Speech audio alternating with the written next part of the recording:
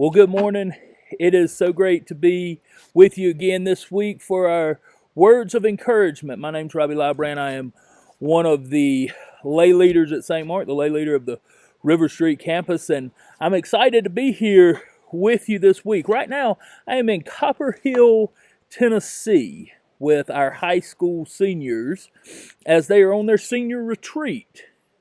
We are up here in the mountains of Tennessee where they get a step away for a little while. They get to unplug for a little while, literally, because there's really not any Wi-Fi or cell service up here. So they get to unplug in, and we get to spend time with them talking about the next step in life and where they're headed next, whether it's to college or to work, but how life is going to be changing. It really is my favorite trip that the youth go on. You know, one of the perks of being a volunteer with the youth group is we go on a lot of really cool trips, and this is really one of my favorite ones that I look forward to every year. And it's a little different this year because of the pandemic, but we are here, and I'm so excited that we are, and I'm so excited that you get to see it as we go through this week and we go through these words of encouragement.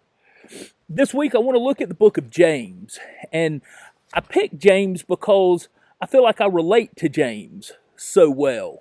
James is a brother. I have two brothers myself, and an older brother and a younger brother, and I understand some of the trials and tribulations, if you will, that James went through. You know, James didn't really believe Jesus and who Jesus said he was when Jesus was still alive. He didn't believe that Jesus was the Son of God, the Messiah. He had some problems there, and I get that. As a brother, if one of my brothers came and told me that, I would have a problem with it as well.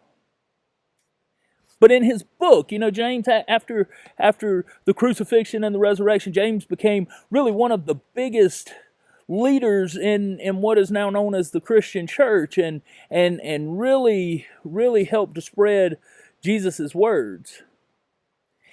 And I want to take this week and look through his book and kind of understand exactly what he's talking about. So in the first chapter,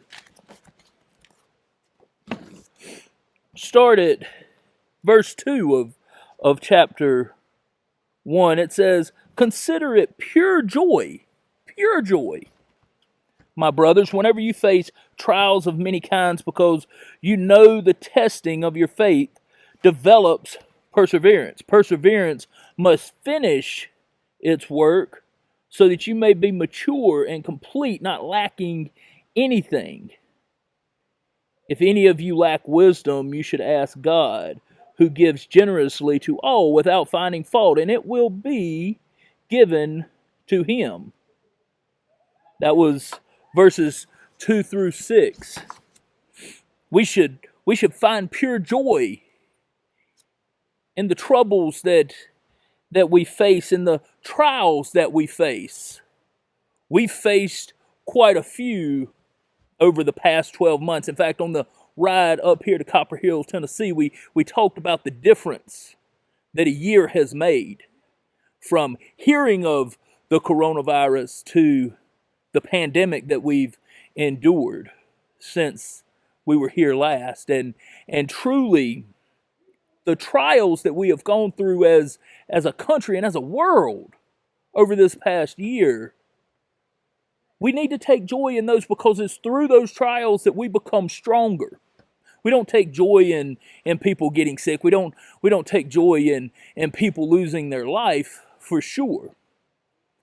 But it's in these trials that we truly get to see God and get to see how God is going to work. We get to see the perseverance that we have and that he has put into us.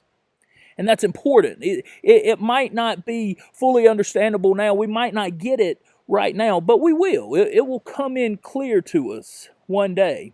And we'll understand why we went through the trials that we've been through. Trials are only temporary, and we know that. This is only temporary, and we know that. Better days are coming. No matter what the trials are we face in our life, better days are coming. And we can rest assured that through all of this, God has a plan. He has a plan for each one of us. to be closer to Him and to spread His love in everything that we do. So yeah, right now is hard. Right now is hard, but things are slowly starting to change. And it's through all of this perseverance that